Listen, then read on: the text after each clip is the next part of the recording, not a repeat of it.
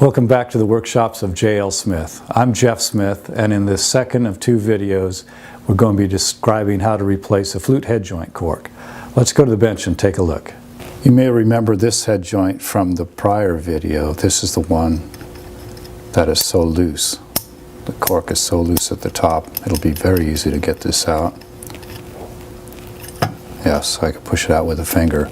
That's not very typical. They usually have a little more resistance than that, even if they're leaking. We could use this one as an example. See, this one, I can't press that cork down at all. So we use a part of the tool set we call the head joint cork hammer out of the flute head cork set, like so. And it knocks it out very simply without doing any damage to any of the parts. To reinstall, we use the other part of our cork tool set, like so.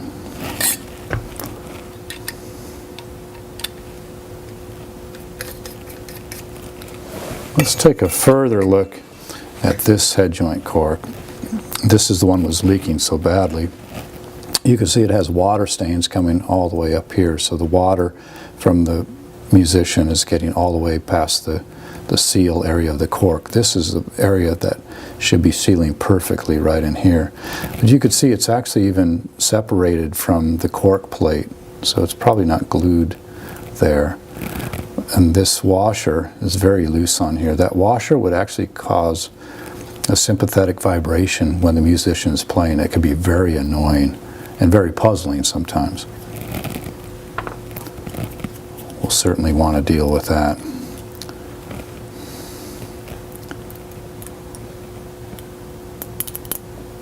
This one has a pretty small washer used as a cork plate, and that's unusual. See if we can get this off of here. This one seems to be fairly secure. Oftentimes I'll try to push them off against a block, and if they don't come free, then I'll use a pair of pliers to break it free, like so, just pressing on it.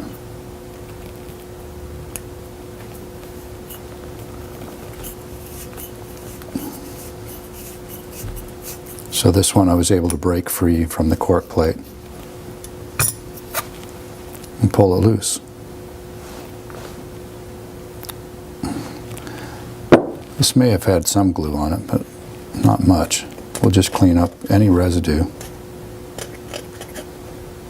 and get it ready for the next cork. Just using a machinist scraper for this task.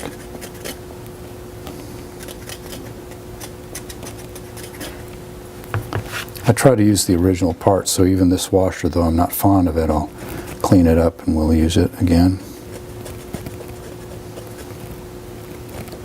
Try to keep the integrity of the original design.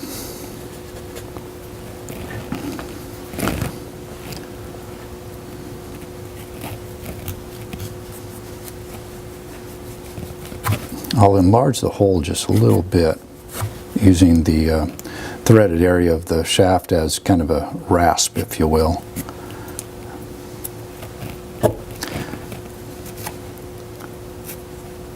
I loosen it up because I want to be able to center the plate on the cork.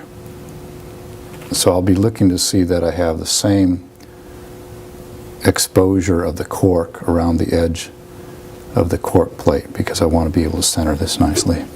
Just a little more work here.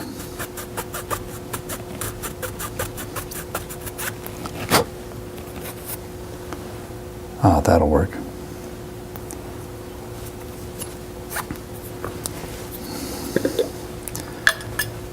The next step is to apply a little liquid shellac on the cork.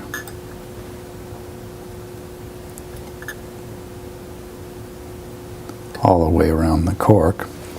And we'll get a little squeeze out when I press this plate on. Just like so. I want to make sure that cork plate is very secure, and I'll center it nicely and wipe off any excess. I do the same thing on the other side.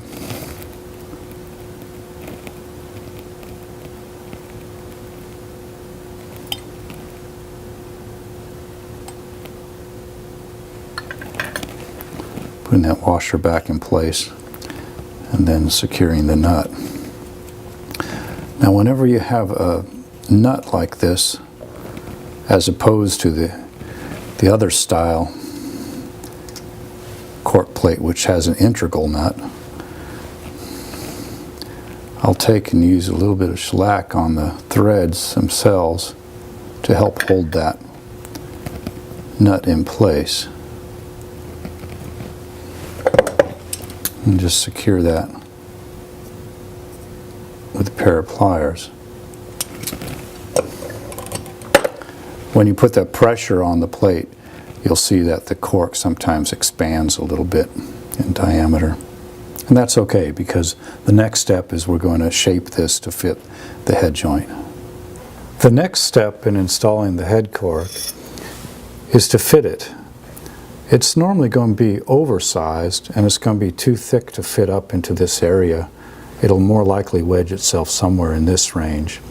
Where I want to see it come without any pressure, or without much pressure, is right into this area. So the north side of the cork touches the north side area of the embouchure hole. Let's see how it fits right now. I'll just drop it in, just use a slight bit of pressure just to locate it. And I see that the cork is actually on this lower side here of the embouchure hole. You can't even see the cork coming up into the window. So let's take it back out. And we'll fit it by spinning it on our bench lathe. Now, I make these more or less cylindrical, but there are some people that will either taper them or make them a barrel shape. I'll leave that up to your judgment. It's a good idea to wear eye protection and a dust mask when you're working with this device. I have safety glasses on, but for the purposes of the video, I'm not using a dust mask. Spinning it on the bench motor. I really don't need to take much off at all. I'll take a little bit out. This is done with a 220 grit shop roll. Just blow off the excess. See how it fits up there. It certainly has gone up just a little bit further. And you can see it appearing in the window. I'm going to take just a little more off of it.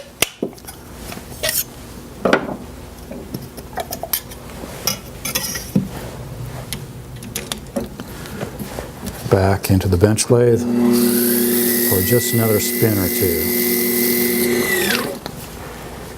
That's probably all we need.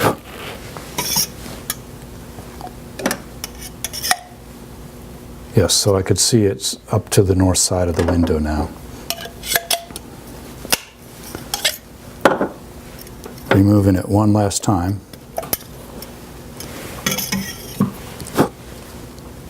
I'm going to put a little cork grease around just to help preserve it and help to lubricate it so we could slide it into its home position.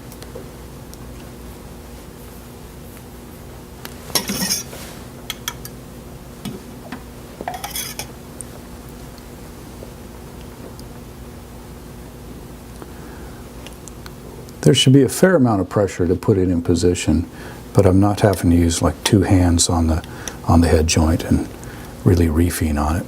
So I've got it in the home position now, and I guarantee you it's going to be in there for many years to come. For my last steps, I'll just put the crown back in place. Make sure that's nice and secure.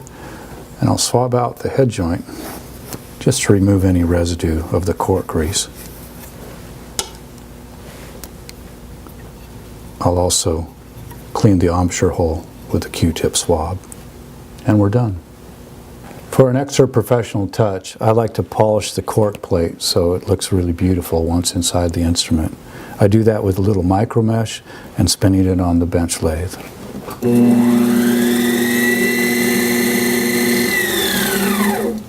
And that's usually all it takes.